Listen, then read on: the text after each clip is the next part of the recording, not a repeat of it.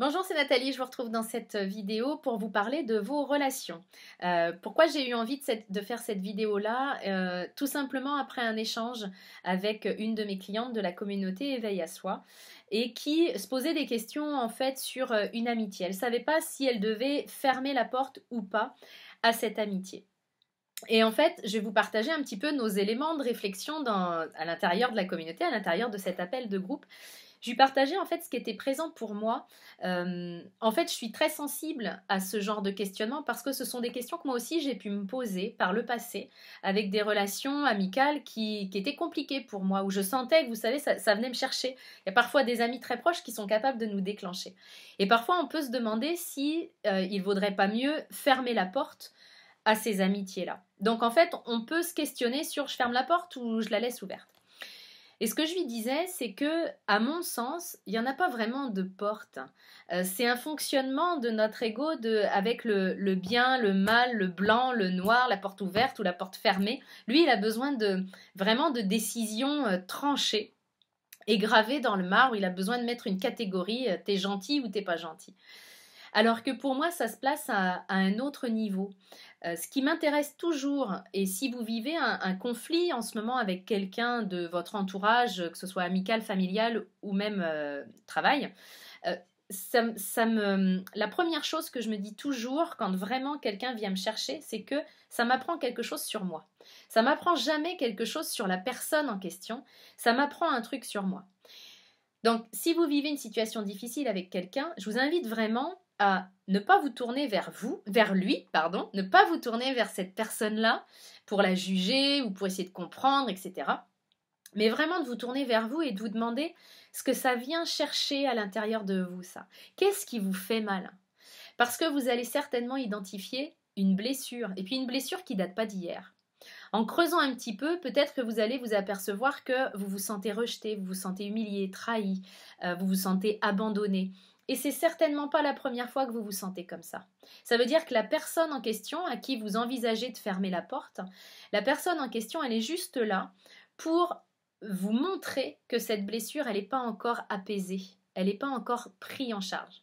Donc, quand bien même vous fermeriez cette porte à cette personne, qui est une rencontre divine, toutes les rencontres sont divines, même les rencontres les plus désagréables, elles viennent nous enseigner quelque chose. Donc, même si je lui fermais la porte, j'aurais pas sorti l'enseignement, parce que l'enseignement, c'est pas la personne derrière la porte, c'est une abrutie.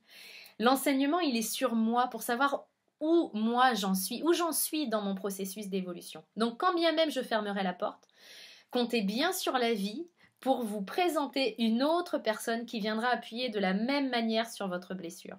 Donc c'est toujours intéressant, au lieu de se dire est-ce que je lui ferme la porte ou pas, c'est de se dire, si c'est pas une évidence en plus dans le je ferme la porte ou pas, c'est qu'il n'y a peut-être pas de décision à prendre pour le moment. Et en tout cas, la meilleure décision que je puisse prendre, c'est d'aller apaiser, d'aller accueillir ce que cette personne est capable de déclencher en moi, parce que très probablement que ça date pas d'hier, cette blessure-là. Donc il y a des choses que moi j'ai à apaiser. Ensuite, dans un second temps, quand j'aurai fait ça, je serai capable de me dire, ok, dans cette relation-là, il y a peut-être un de mes besoins qui n'est pas comblé, il y a peut-être quelque chose qui n'est pas nourri en moi, il y a peut-être quelque chose dans le fonctionnement de cette relation qui ne me convient pas, qui n'est pas aligné avec moi. Donc là, dans un deuxième temps, ça viendra chercher la pose de mes limites. Comment j'exprime mes besoins à cette personne-là. Comment je pose clairement les limites pour faire en sorte que cette relation puisse me nourrir. C'est quoi mon besoin qui est bafoué là en ce moment dans cette relation-là? Mais à mon sens, puis après je pourrais l'exprimer, et si la personne ne l'entend pas, peut-être qu'effectivement c'est une personne qui fera plus partie de mon entourage à terme. Mais moi, ce que je crois et ce que la vie m'a montré, c'est que la principale prise de conscience, la principale piste d'évolution, c'est moi avec moi. Cette personne-là, elle me déclenche. Qu'est-ce qu'elle vient déclencher à l'intérieur de moi? Et je trouve ça beaucoup plus efficace, en fait, beaucoup plus salutaire que de me dire je lui ferme la porte, parce que, je ne sais pas si vous l'avez déjà remarqué, mais si vous avez déjà tenté ça, de ne plus voir quelqu'un, de vous fâcher pendant peut-être des jours, des mois ou des années avec une personne à laquelle vous teniez pourtant, eh bien vous avez dû voir que on se sent pas bien quand on fait ça.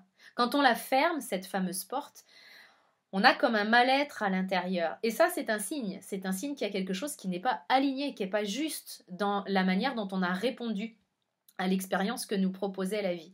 Donc c'est ce que je voulais vous partager dans cette vidéo. J'espère que ça vous aidera si vous vivez quelque chose de difficile avec quelqu'un. Regardez donc ce que ça vient chercher en vous. Et puis là, vous aurez des pistes d'évolution sur vous et peut-être que la relation avec cette personne-là s'apaisera d'elle-même. Peut-être que vous aurez encore une fois des limites à poser, mais vous aurez en tout cas un regard différent si vous arrêtez de vous demander si vous fermez la porte ou pas. C'est peut-être pas le moment de vous poser cette question-là, mais plutôt de vous dire, ok, qu'est-ce qui souffre encore, qu'est-ce qui est encore souffrant pour moi à l'intérieur de moi. Je vous retrouve très bientôt dans une prochaine vidéo. N'hésitez pas à me laisser vos commentaires et puis je vous répondrai. À chacun de vous, je réponds toujours. C'est un grand plaisir pour moi.